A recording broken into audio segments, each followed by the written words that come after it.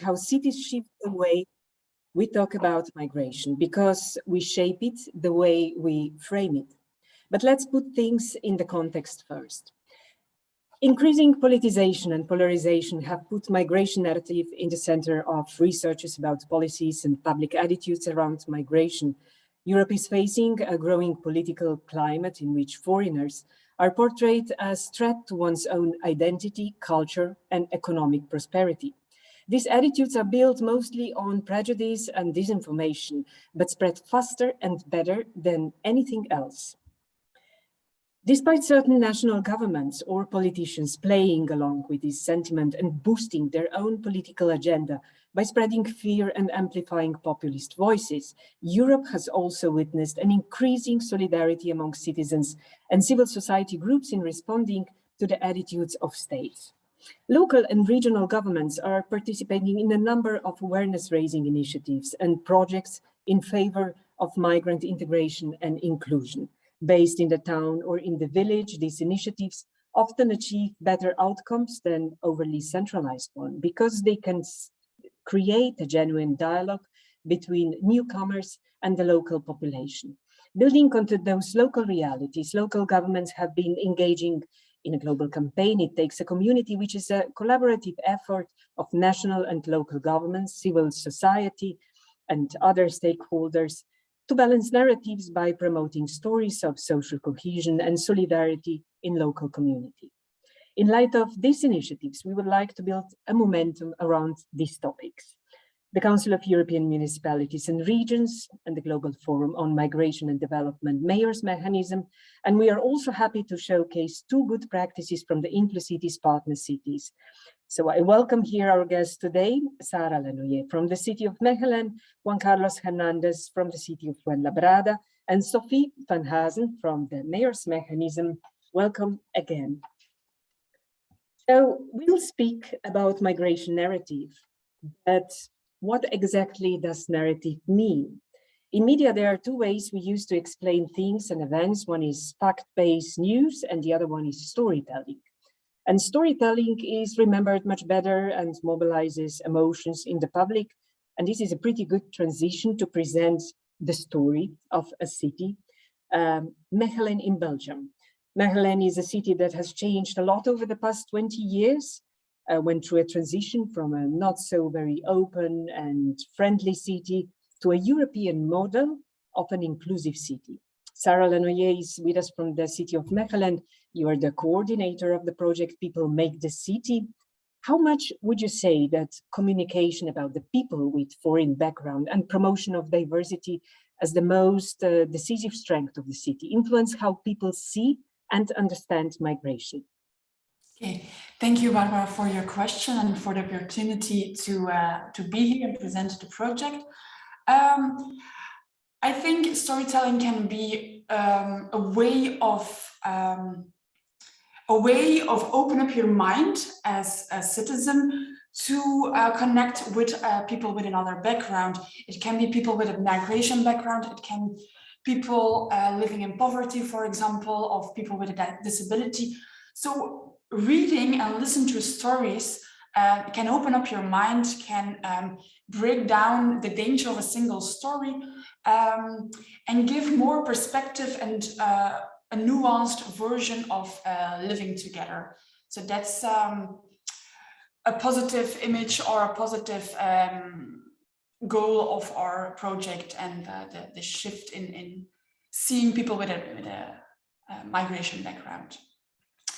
So People Make the City, it's a European project, and we started in 2018.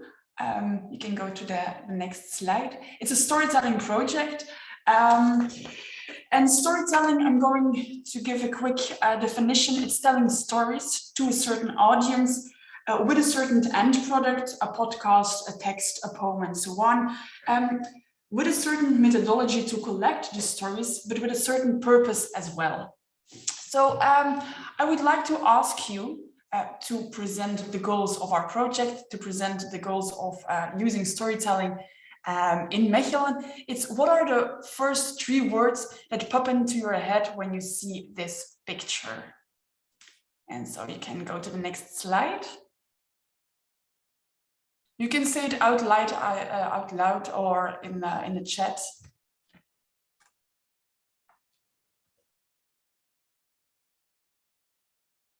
Someone? Opportunity, living together. What else do you relate to that person on the screen? Who do you see, for example?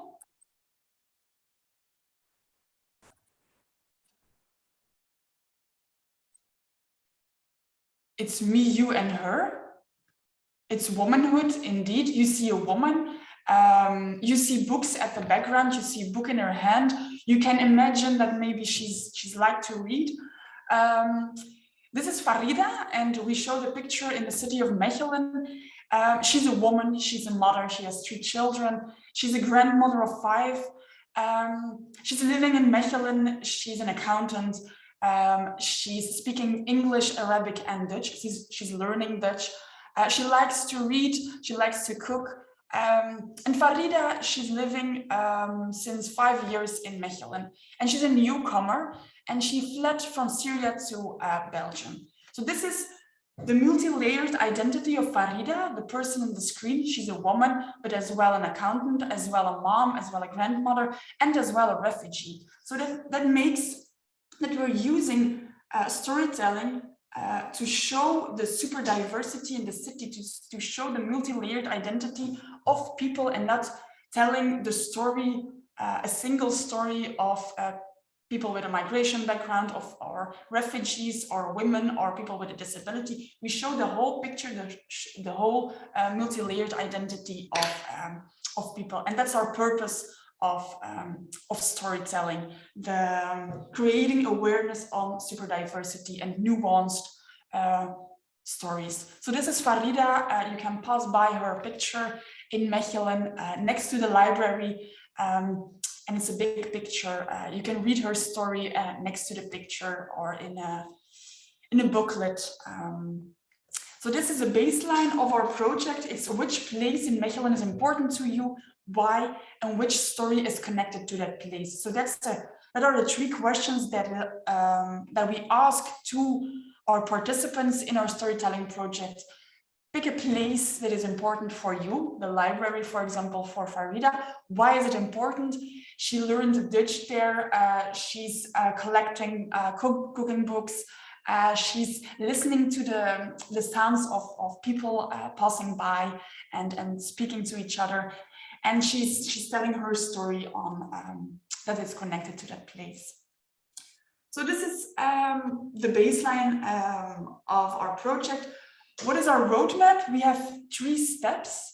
First of all, we organized a trainer. So there were more than 50 colleagues and partners, for example, teachers learning Dutch, or people from the social service, that participated in a training program to implement storytelling and the methodology of storytelling in their everyday work. So there was a training program, and then the second step was with those trainers to organize workshops, storytelling workshops with their audience, their public, their organizations, to connect with each other, to bring them together, to listen to each other, listen to their stories, and to tell their stories to a bigger audience.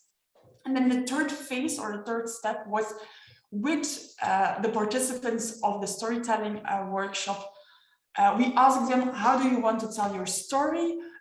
Is it through a text, to a poem, to a song, to a podcast, a photo exhibition, and so on? So we developed different products to tell the stories to a bigger audience and to show it in a public space. So this is our training program. This is the methodology or the material that we developed. It's really a simple kind of methodology or material. We have a city map on the table that's illustrated with historical buildings, reference points. And then we asked the people, you can go to the next slide. So this is Mechelen, illustrated with historical buildings, parks, and so on. And so it's on the table in the middle. And every participant, he or she chooses a picture, an image, for example, a book or a cup of coffee or an umbrella, a postcard, a backpack, and so on. And you associate with a place. Which place do you associate with that image? And which story do you want to tell? For example, you see the coffee, the cup of coffee, warm coffee. You can associate, okay, where do I drink the best coffee in town? Or which story can I relate with it? Or coffee can be maybe a place that gives you a warm feeling, that gives you a welcome feeling. So you associate with it and you place it on the map. And then there was an individual part, and then the part in group is that you tell the story. Somebody asks, okay, the story of the cup, I want to know which is the story behind it, the memory, the history behind it. The person tells it, and then people can ask questions, express their emotions while hearing the story. That is actually the baseline of our storytelling project or the workshop. And then the third phase is, okay, you tell the stories. Do you want to tell them to a bigger audience or just in the small group? How do you want to tell your story? Is a third phase of our project. So we developed different workshops. You can see that they're here on the screen. You can pause by. So we created different products, like I said, podcasts, a newsletter, photo exhibitions. In street art, people wrote down their stories and we collect them in a magazine, in a brochure. And the most important part is, how do you want to tell your story? Do you want to tell your story to a bigger audience or not? This is the online screen, so the online website. You can click on a picture and then you see, you can listen to the story, you can read it, you can watch it. We published different stories on our Facebook page. So this is Ina, she's telling her story of the Peter I of Russia, for example. So every week we publish some stories. With a conversation table where you can practice your Dutch, we developed a small traveling photo exhibition with pictures and testimonials of the conversation table. What does it mean, that kind of a conversation table for you and for the volunteers that are participating in the exercises? We developed different podcasts where you can see it here, where you can listen to stories about happiness. There was as well a professional street artist who read the different stories and created them in street art in Mechelen. And as well, other people created some street art. And then the end product of our project was a photo exhibition with almost 20 pictures of people living in Mechelen on the place where they tell their story. For example, Farida is telling her story of the library. It's next to the library. Here you find a picture placed on a museum.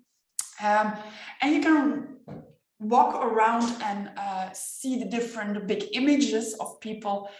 You can read it in a booklet that you can see, I think, in one of the next slides. Here you have the booklet with the whole story.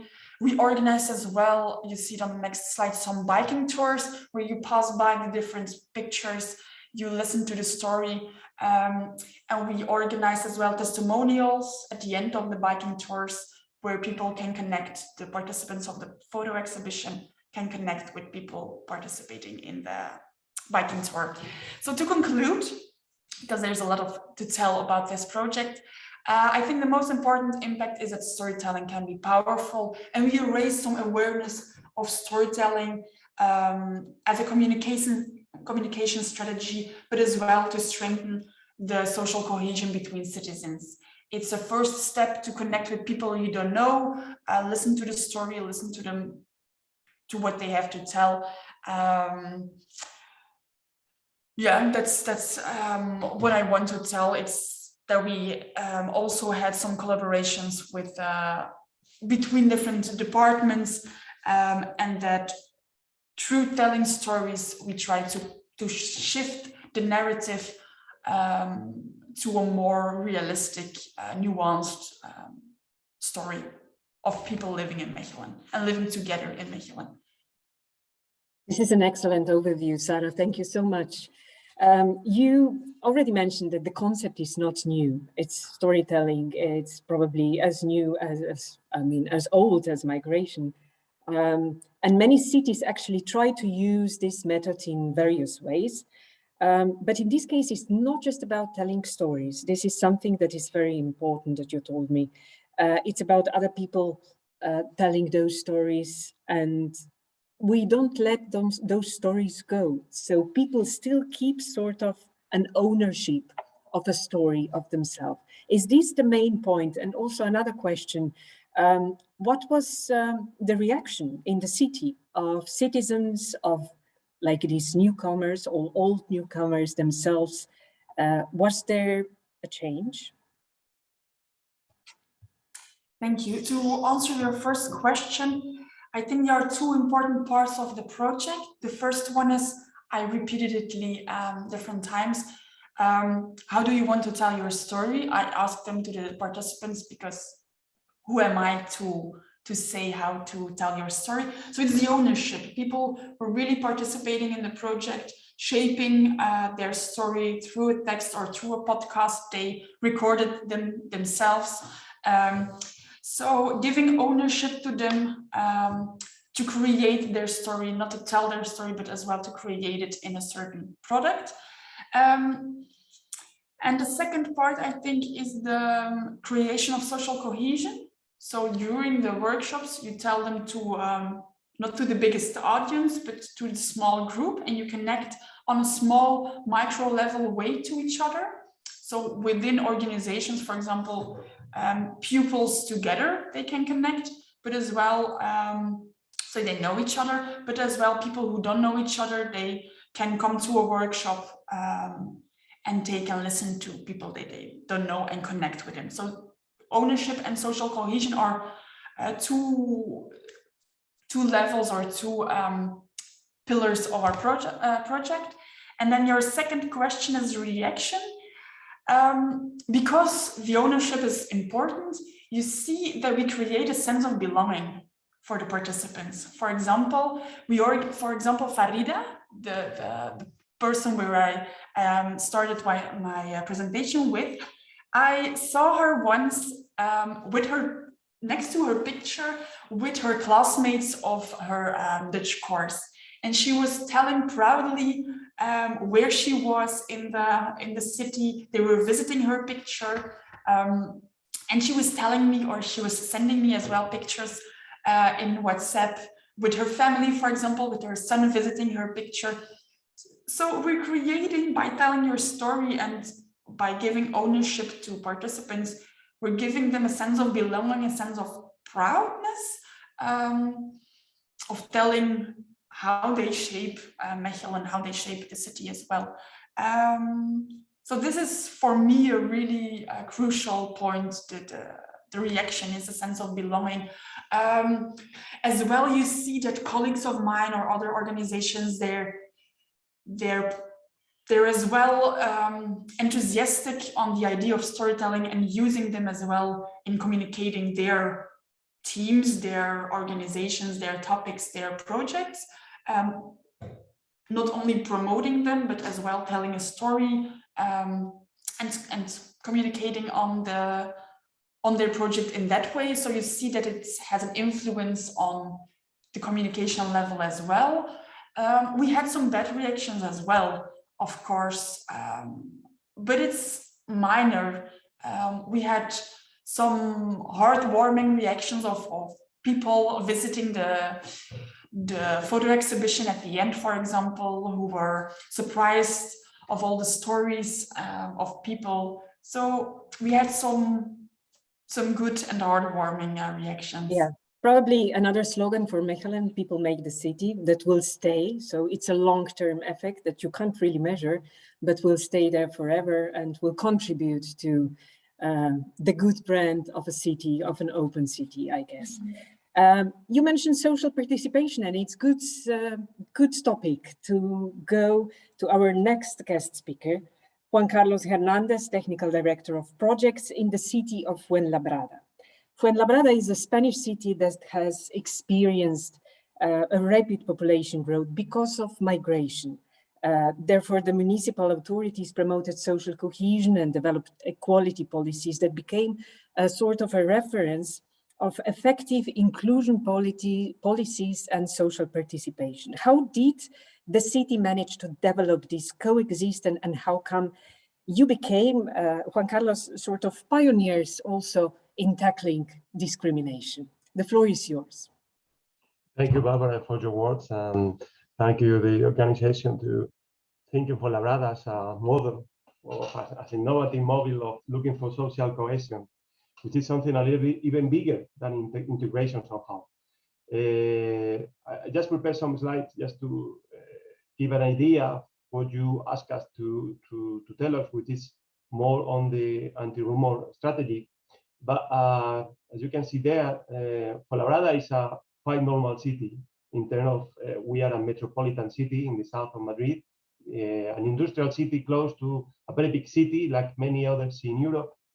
We are not quite different from many other cities in Europe, a medium-sized city of 200,000 citizens, 14% migrants, and as I said there, 110 nationalities. Maybe it's quite a normal city for sure in Spain and also in Europe. We are not a big issue in migration in terms of problem with situation and challenges with refugees, or a big huge of migrants incoming in a very short period of time. Maybe the main characteristic that make us a little bit different on this is that we experimented a rapid growth, so rapid that we were a small town in the 17th and become a city in just 14 years.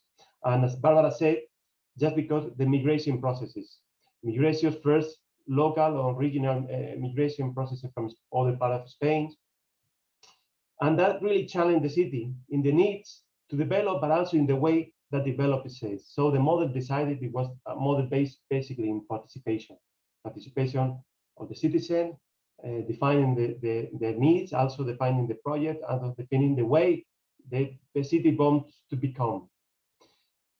In terms of integration, if you can go to the first one, integration, I put some word there because also Sarah told that integration cannot be defined or developed by only one initiative. It must be work in the whole as a public services and from a transversal point of view. So we have many issues in different services. We put there all bases in participation and empowered association and empowered citizens, but we did it from a very broad perspective. I'm going to speak right now from only the anti-rumor strategy, but we choose the model of intercultural city. So we really want to become an intercultural city, which is a step beyond of the a multicultural way and even more from the acculturation processes. So we want to empower the diversity of a model of city, of a model of richness for the city, and a model of develop the city. And we truly developed that from very wide, broad perspective of services, from sport, culture, participation, social welfare, economic development, and so on. And this is a few list of the project we develop, and we can focus then on future presentation. Yeah. So going to the anti-rumor strategy, why we define the anti-rumor as instead of a strategy is a tool. We consider it more a tool than a strategy itself. So we adopted the strategy in 2013. It was first developed in the city of Barcelona.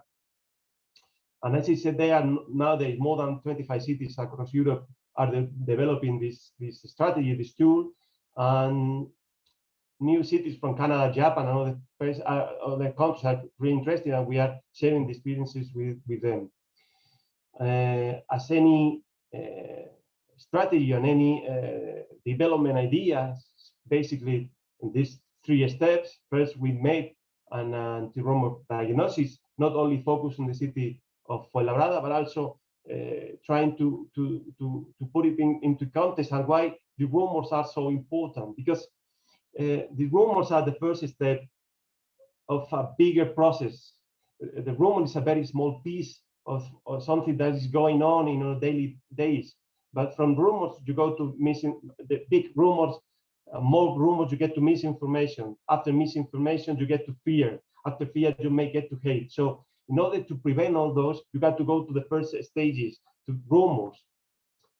So to face rumors, we wanted first to face them with data and arguments. You know, you maybe in all the cities, it's quite heard that, for instance, migrants take all the social services, and you know, local people cannot go to the social services because they are full from migrants. But the kind of things, you had to face it from data. You had to go to give the right arguments, even to face them. And after all that, you also obviously establish your global strategy, or at least your local strategy in every of the cities that we develop this kind of initiative. You can go to the next slide, please. Sure. So the strategy in our city is based in through these three pillars.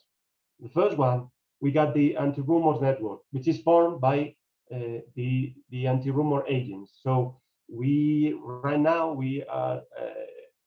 Why the agents are so important? Because they give us the chance to go as a public body where we cannot go by your local means, by your public means. So the anti-rumors are individual people.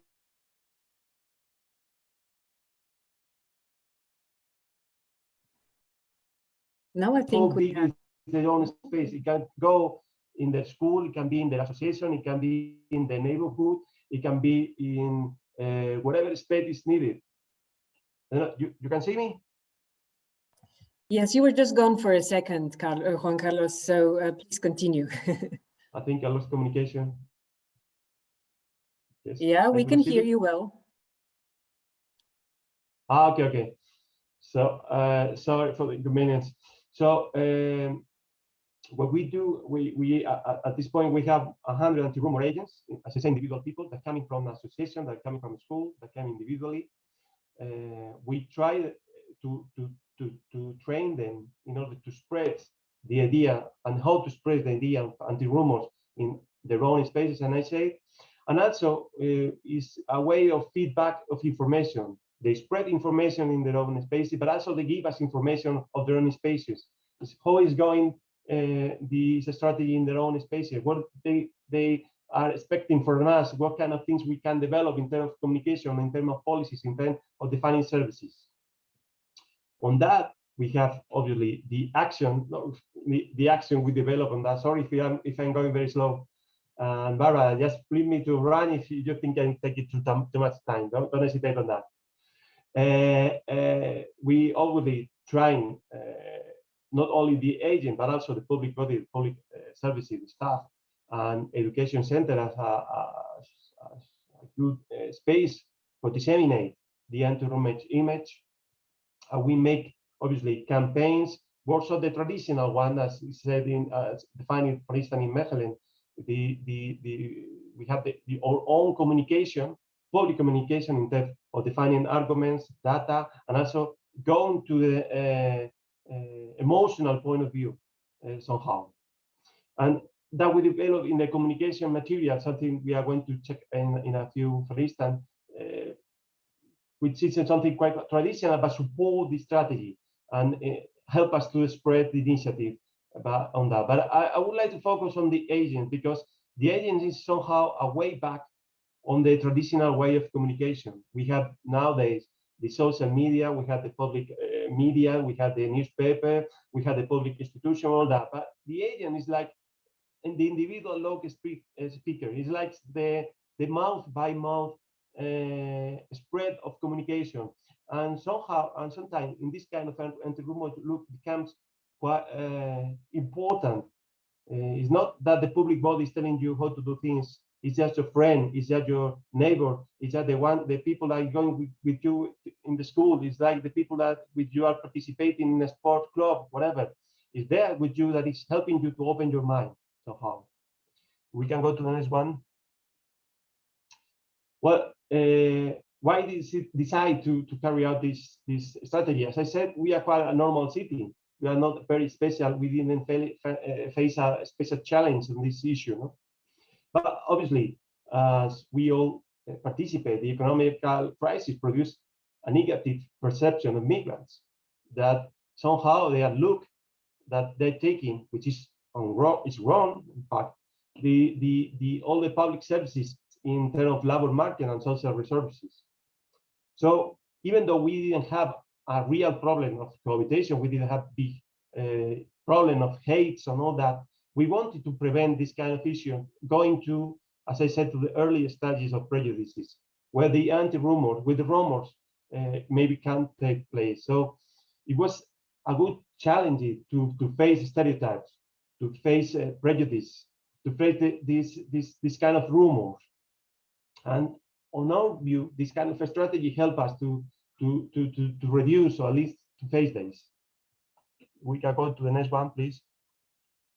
So maybe it can be also common in your places. The challenge that we face and that encourage rumors on how is the prevalence of mass media alarmists. Sorry, you went to the other one, yeah. The speech of local communication, the rising of Islamophobia. As you say that, in our city, 3% of the population is coming from the Maghreb. Also, as I said, public perception of migrants as main recession of social aid, which is untrue, and they contribute as much as local people to the development of the city, of course. But this is because this is something that we are also showing in the validation of xenophobic discourse that is willing in the right-wing parties, or lead extreme right-wing parties that also in Spain are increasing, and it's a challenge that we also have to face. So going a little bit fast, I think we can go to the next one, and we will check you, Barbara. I'll give you the floor because maybe you wanted to introduce this one. Yes, indeed. So Anti-Rumors Project is a sort of fact-checking in the local level, in a way, and in a storytelling way.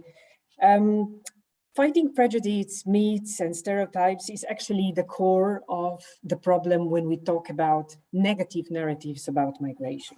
And you are trying to tackle these. These rumors, as we said, are as old as migration itself and are hard to be tackled, but there are tools and ways, as you mentioned, that work well. And now we will present something that worked well and is a very simple tool, is an animated video made for children and adults at the same time, as a part of Anti-Rumors Strategy. Please.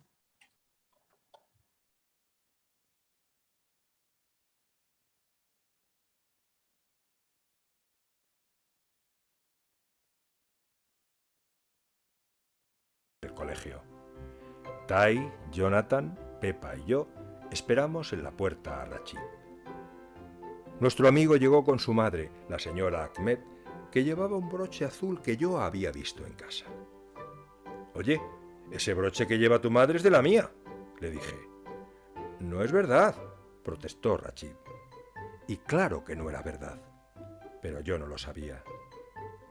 Ese día, en el recreo, el rumor corrió de boca en boca. Tai dijo, a mi padre se le han perdido las gafas. A lo mejor las robó la madre de Rachid para su tienda. Y Jonathan, seguro que tienen el libro que no encuentra mi abuelo. Y Pepa, mi madre no sabe dónde está su sombrero.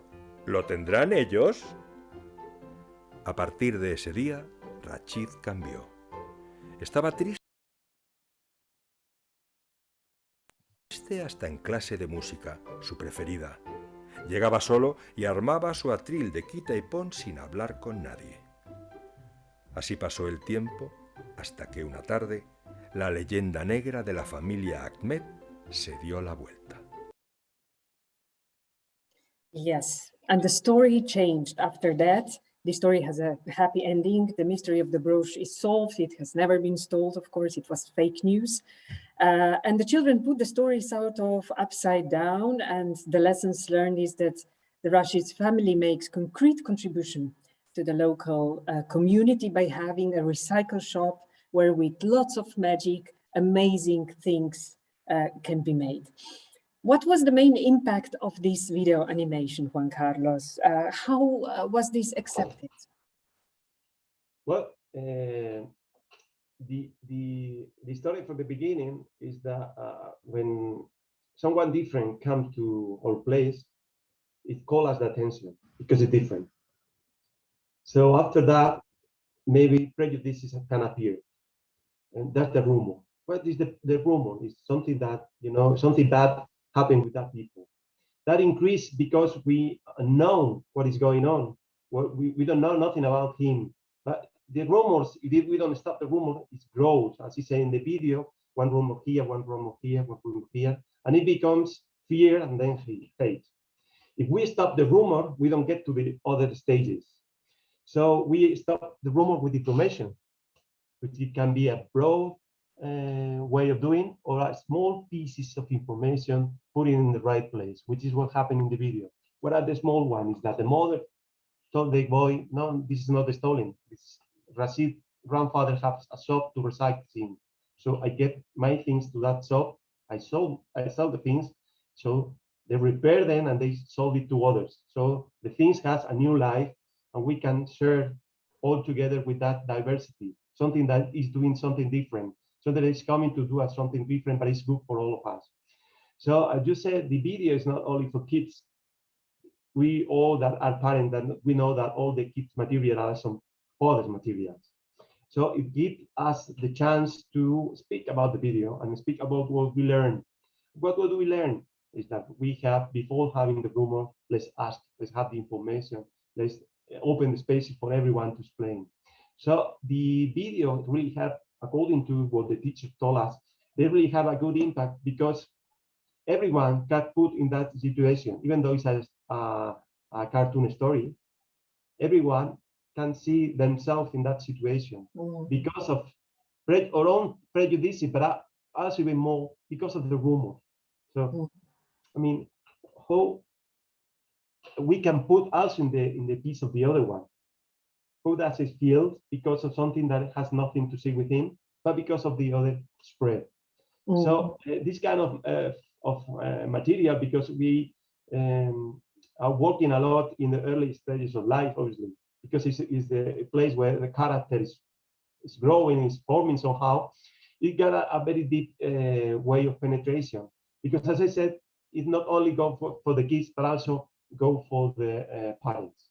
And something that also we found is that kids are more open-minded than elderly people, that not so young people.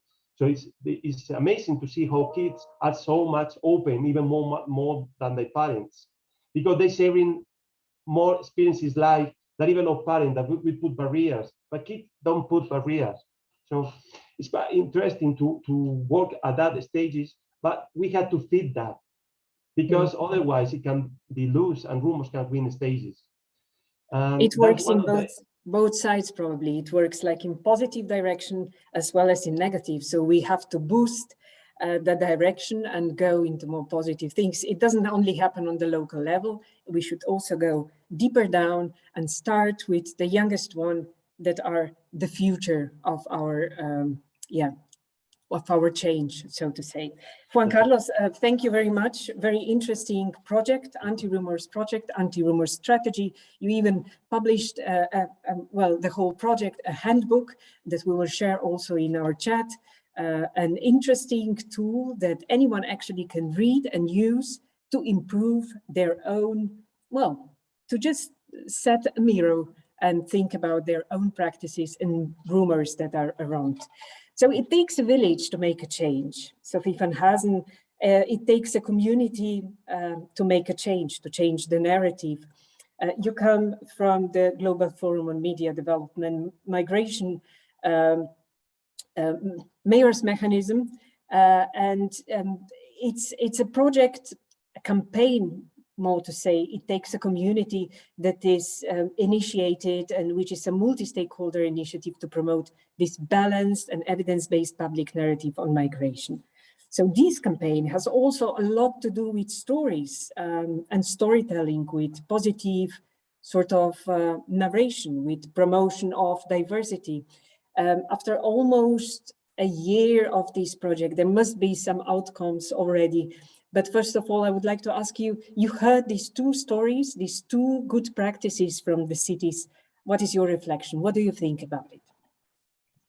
No, thank you so much, Barbara, and thank you for having me as part of this panel. And it's actually really an honor to be speaking after Sara and Juan Carlos. I think just any effort that we try and do at the international level needs to be embedded in what happens at the local level. And I think there's never kind of an ability to, at the international level, do what local governments in this case can really manage to achieve, you know, in terms of a longer term effort, in terms of working both, you know, with children, with the general population, with members of the administrations as well, which is really already an important kind of subgroup to reach. So yeah, just to say that, you know, there's a lot of richness, I would say, that's out there, and we've heard the two strong testimonies. And one of the big pieces of the puzzle that we try to do at the international level is, how do we do justice to that? How do we try and lift that up, rather than to say, you know, we're creating an international campaign and we're kind of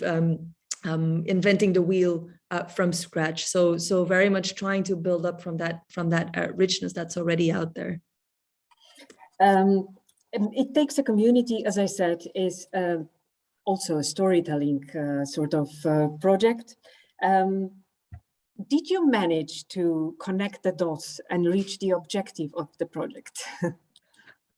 That's an excellent question, and I'd love to share just some lessons learned and also challenges that we've encountered, because I think there were many, and I think we were very, very ambitious from the start. So I don't know, Barbara, what you think if I first start with a bit of a kind of a quick overview of, you know, the mayor's mechanism and the campaign itself, and then go a little bit into, you know, what were some of the challenges, but also I think positive lessons learned that we could take to the future. So maybe for those of you who don't know the mayor's mechanism, we're actually a partnership between United Cities and local governments, the Mayor's Migration Council and IOM, and we were really set up to bring local governments within a state-led process on migration, which is called, you know, this GFMD, the Global Forum for Migration and Development. So what's really interesting about this state-led process is that it's super, super inclusive and stands ready to work with local government, civil society, and the private sector. So it almost provides that space of, you know, we want to build a partnership on a certain topic, let's do it. So in the case of balancing narratives, it was very much under, let's say, the kind of the push from the government of Canada to set up a working group at the international level to talk about, you know, what does it mean to balance narratives, and how can we, you know, lay the groundwork for meaningful inclusion and integration of migrants. So with that kind of call, they reached out to the mayor's mechanism, hereby really recognizing, you know, local governments will be central if we want to advance this conversation, even at the international level. And we are co-chairing it as well with Ecuador, in addition to having 8 national governments and the European Commission part of this working group. So, you know, it's a very international and kind of mix of different actors there, including also 5 cities. We have the city of Mechelen very much part of this working group. We also have Dublin, Sao Paulo, Johannesburg, and Montreal there. So you can already see, you know, it's quite a diverse group of actors. The timing of that working group was early 2020. So it was right before COVID hit. But once we started, you know, once we were up and running, we realized there's a lot of momentum. I mean, on the one hand, you can see, you know, COVID-19 just causing spikes in xenophobia across the globe, saying, you know, migrants are the ones that spread the virus. But at the same time, I think COVID-19 really showed as well that there was a lot of ground for increased community solidarity, which we could see also across the globe. So we thought, okay, how can we use this international group of actors and look at, you know, this important momentum that we find ourselves in. We had a little bit of funding, so we said, could we do something in terms of communication? Could we try and focus on, you know, what does it mean to balance narratives in this international way? And of course, before we did that, we went a little bit to the research angle of things. What does it mean to balance narratives, and what could we do at an international level? So just 3, let's say, key conclusions that we got from that research phase. I think the first one was Often messages about migration are very reactive to given events, to given tragedies, and connect migration to words, such as waves, crisis, invasions, making that migrants are often portrayed as either dangerous or as helpless victims. And we could also see, from that research that pro-migrant groups as well tend to kind of sometimes lean from that vocabulary of words, when they talk about migration and when they show migration. So that was the first one. The second one was and we've heard it from the colleagues before, messaging that is based on evidence and that manages to appeal to the values of your audience. So really having that emotional aspect that Juan Carlos also referred to, such as, for example, the importance of family unity, solidarity, personal freedom, security, seems to be much more appealing when you want to show a story, when you want to tell a story. So understanding also how certain images connect to these values is really important when you talk about balancing narratives. And then the third one was standalone stories of migrants really risk exacerbating this feeling of us versus them. So we saw that, there's much more power in crafting messages that are personal and that show how migrants alongside other community members do things, work in schools, work on vaccines, ensure access to healthcare, for example. So we really wanted to focus on, bringing these two together. So then we said, okay, what can we realistically do? We want to reach this movable middle. We would like to reach, a little bit beyond the audience that is already convinced that migration is actually a positive force in society. So with that idea, we thought, okay, let's set up this It Takes a Community campaign with the objective to inspire people around the world to share personal stories on social media, using the hashtag It Takes a Community, and to really help spur positive action, supporting inclusiveness. The local focus here was really central. And of course, the 5 cities on the working group were very key in co-crafting and co-designing the strategies, and I think also resulted in the title of the campaign, It Takes a Community, which already has a very, local element.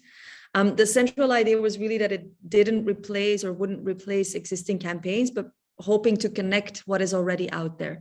So rather than, starting as It Takes a Community to set up, a lot of, new videos, podcasts, it was rather to bring, okay, what is Mechelen already doing? What are the stories that Mechelen, for example, has already collected in light of their ongoing campaigns, and how can we showcase these through It Takes a Community? And then I'll get to kind of the lessons learned. A few preliminary results is that we had an incredible amount of social media impressions. We had, civil society, the private sector, or youth groups on the working group taking over the campaign, and therefore generating, a lot of live chats like the ones that we're doing today, sharing stories, following a day in the life of a migrant, for example. So we had a lot of different tools out there that generated a lot of attention on social media. So we had over 6 million social media impressions. And for example, the youth group takeover of the campaign generated 66,000 views. So, in terms of social media engagement, the numbers are there. But I can go straight a little bit to, what we have learned. I think we were very ambitious from the start, trying to, at the international level, change a movable middle movable middle audience is a very high aspiration, I would say, which we've learned might be difficult, and might take a lot of time. We've heard it as well from the 2 previous speakers. It's like changing narratives, changing opinions, and changing, how people feel about migration is a longer term effort. So we felt, this was definitely ambitious on our side. It was quite difficult to also engage directly with the public. We felt that, our working group had a lot of members from civil society, the private sector. So we felt that our engagement was much more stronger with members of those groups rather than, this movable middle. Maybe another lessons learned would be that member state engagement. We have these 9 governments on the working group was quite difficult. We felt that, they were very participatory in, what led to the campaign and the idea of this working group being very necessary to foster peer learning and cross-sector learning. But we felt that, in terms of the campaign itself, it was difficult for national governments to tap into what we were doing. And I think this is, on the one hand, really to do with the fact that there's just a lack of national government campaigns on this. When we were starting to talk about, for example, with Canada and Ecuador, and also Morocco, for example, who have a lot of vision on what that might mean at the national level, we felt that, at the international level, there's not a lot of champions that we can say, even if politically there's will, we don't see a lot of communication campaigns that want to put forward, this fostering of inclusion and balancing narratives. So of course, this is already something that maybe might make it difficult for national government to join. I think our takeaways have been, visualizing how different stakeholder groups work to balance narratives is powerful in itself. So, for example, we would have the city of Mechelen or Montreal sharing, this is what we're doing, this is the positives, these are the challenges. And then you would have, for example, the national government of Canada being in the same group saying, this is interesting. This is what we're trying to do at national level. How do we connect dots? And I think when we look towards the future and we are planning a second phase of It Takes a Community, we will have a social media engagement element for sure, but we will very much focus on how can we connect these dots? How can we make sure that, for example, cities that have a wealth of expertise there, that we can bring them together with civil society organizations, for example, with national governments. We can even see that, for example, in Belgium, that's sometimes a challenge. You have the federal, you have the Flemish level, then you have the city level. How do you kind of bring these actors together and make sure that whatever each one of them does is connected and learns from each other? So this is definitely something we'll try to do going forward. Sophie, unfortunately, the time is ticking, but this is an excellent sort of conclusion of this event.